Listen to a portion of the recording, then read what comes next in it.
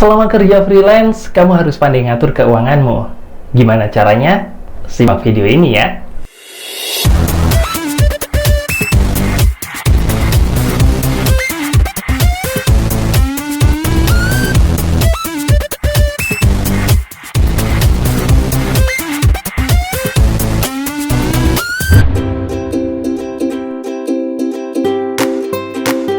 Assalamualaikum warahmatullahi wabarakatuh. Hai, ketemu lagi sama aku di konten Bapak-Bapak Happy. Yang penting happy.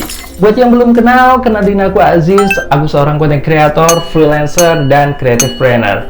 Jadi di channel ini aku ngebahas soal dunia freelance, dunia content creator, dan dunia industri kreatif. Jadi buat kamu yang tertarik sama topik yang aku bahas di channel ini, silahkan boleh subscribe dulu ya. Well, di video sebelumnya aku ngebahas soal 5 kesalahan yang sebaiknya dihindari oleh freelancer pemula. Jadi kalau kamu mungkin ketinggalan infonya, kamu bisa lihat videonya di channel ini ya, atau klik link yang ada di atas. Dan pada kesempatan kali ini, aku mau ngebahas soal 5 cara ngatur keuangan kamu selama kerja freelance. Pastinya kerja freelance itu berbeda dengan kerja kantoran, dimana kalau kita kerja kantoran, itu penghasilannya cenderung stabil dan pasti. Nah, kalau kerja freelance, itu kan penghasilannya nggak pasti. Makanya di sini kamu dituntut harus pinter-pinter ngatur keuangan. Oke, jadi buat ngatur keuangan itu aku bakal share caranya bagaimana. Langsung aja ya, kita simak sekarang juga.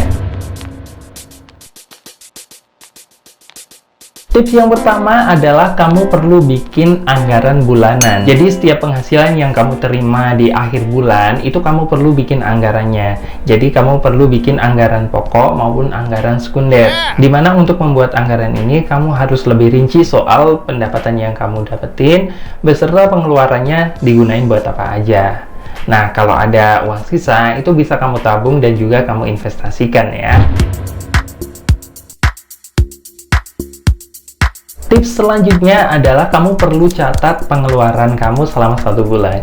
Jadi, kamu perlu mencatat pengeluarannya itu digunain buat apa aja.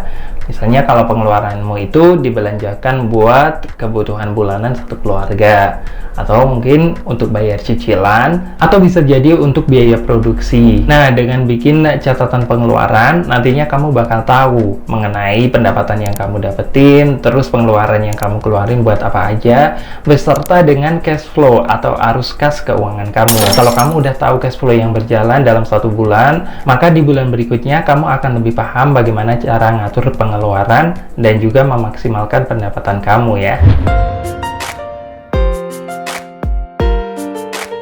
Kalau sebelumnya kamu sudah bikin anggaran bulanan, terus kamu udah catat pengeluaran, nah selanjutnya kamu perlu bikin pos-pos keuangan. Jadi dengan bikin pos-pos keuangan itu, kamu bisa lebih spesifik lagi bagaimana kamu membelanjakan pengeluaranmu. Nah, untuk bikin pos pengeluaran, pastiin catat untuk yang kebutuhan pokok terlebih dahulu ya. Baru kemudian kamu bikin untuk yang kebutuhan lainnya. Contoh pos-pos pengeluaran adalah pos kebutuhan sehari-hari, terus pos untuk cicilan kalau kamu punya cicilan, terus pos untuk sosial. Jadi dengan bikin pos-pos keuangan itu, kamu bisa tahu pengeluaran yang kamu itu digunain untuk apa aja.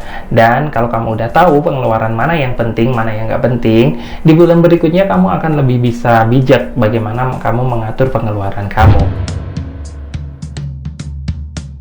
Di video sebelumnya, aku pernah bahas untuk mempersiapkan dana darurat sebelum kamu terjun sebagai seorang freelancer. Nah, kalau kamu udah terjun sebagai freelancer, itu bukan berarti kamu nggak harus nyiapin dana darurat.